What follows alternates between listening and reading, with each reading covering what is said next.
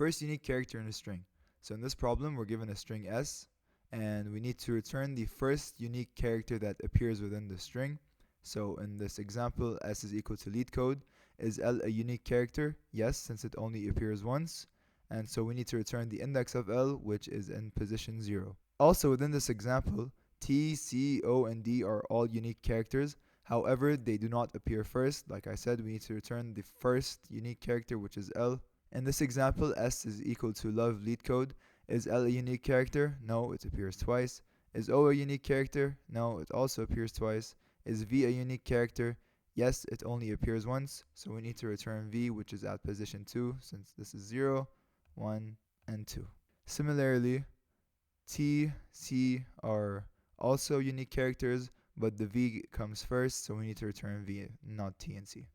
Oh, and one more example. If there are no unique characters, like in example 3, where S is equal to AABB, then we need to return -1.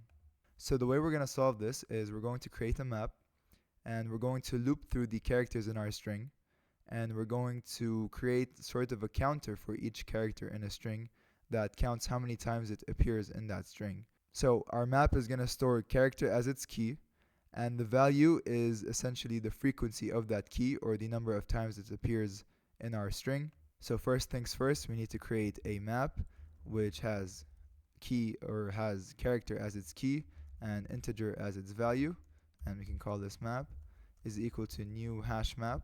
We're not going to use string map because string map would cause our string, or the keys, which are our characters, to be sorted in alphabetical order, which would make it extremely difficult for us to return the first non-repeating character. So instead, we're going to use a hash map. Now we need to store key value pairs into our hash map. Like I said, key character is going to be every character within our string, and integer is going to be the number of times it appears in our string. So let's do that now. We're going to loop through our string. So for every character C in our string S, or rather in our string to character array, so in this for loop, S, which is a string, we're transforming it into an array of characters.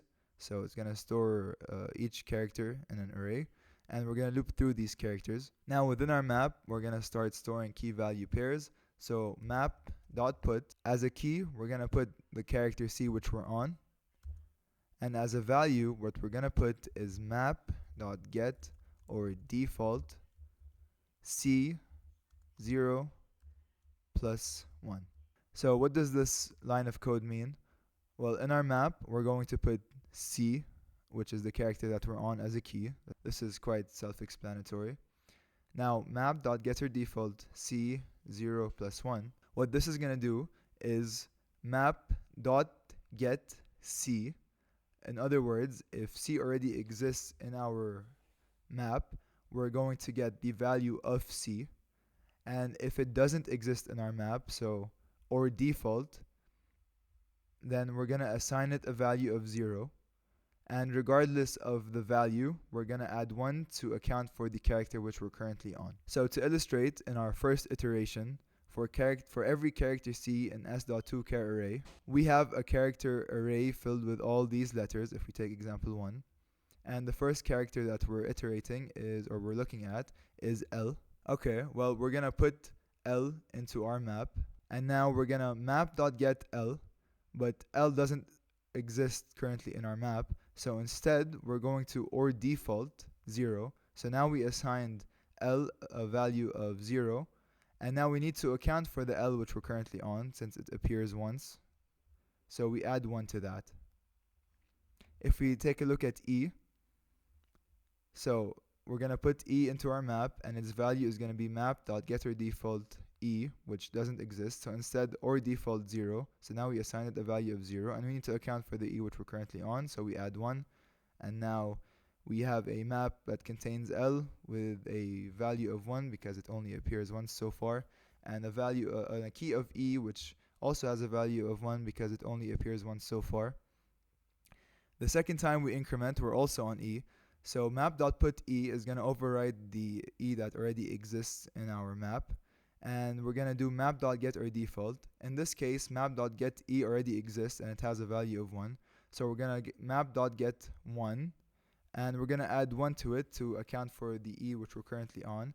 And now within our map, we have a tree map, or we have a map that contains a key L with a value of 1 and a key E which has a value of 2. And we can keep going on with this code until we have a map for each character and the number of times it appears in our map. Now we're going to go back and iterate through the characters of our string. So for int I equals to 0 as long as I is less than s dot length I plus plus. So the idea is we're going to iterate through all the characters in our string, and we're going to check starting from the first character, which is L, at index I equals to 0. And we're going to check if the character which we're on in our string, if its key value in our map has a value exactly equal to 1, then we need to return the position that we're currently on, or the index which we're currently on, which is I. So in coding terminology, if map dot get me the value of which key, the key is the character which we're currently on, so s dot char at I. If the value is equal to 1, then we need to return I.